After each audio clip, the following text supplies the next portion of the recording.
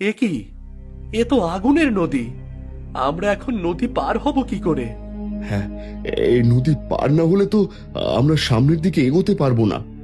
এখন কি করে এই নদী পার হব? দাদা, এই আগুনের নদী পার হওয়ার জন্য আমাদের যে কোনো একটা উপায় বের করতেই হবে। কোনো উপায় নেই। শুধু একটি উপায় আছে। কে কে কথা বললো কে? আমি এই নদীর মাঝি। এটা মরণ নদী। এই নদী পার হওয়া এত সহজ নয়। এই নদী পার হওয়ার একটি মাত্র উপায় আছে। তাহলে বলো, বলো কি উপায়ে আমরা ওই নদী পার হতে পারবো, বলো।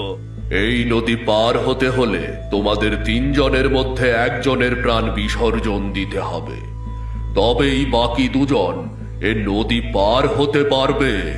বেশ, তাহলে তুমি আমার প্রাণ নিয়ে নাও, আর আমার দাদাদের এই নদী পার হতে দাও। না, তুমি আমার প্রাণ নিয়ে যাও, আর এদের দুজনকেই নদী পার হতে দাও।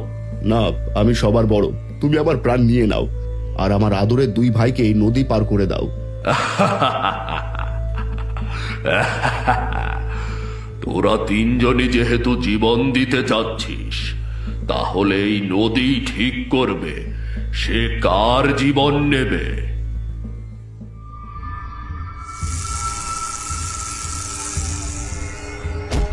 না, এ হতে পারে না।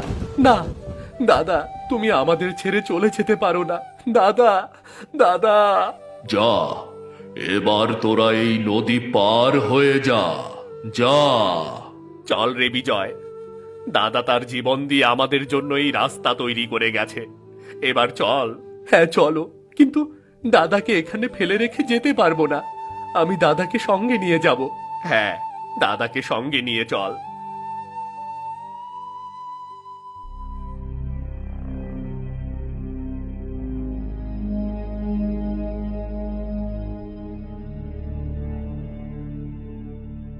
এরপর দুই রাজকুমার তার মৃত বড় ভাইকে নিয়ে অগ্নি রাস্তা দিয়ে যেতে থাকে।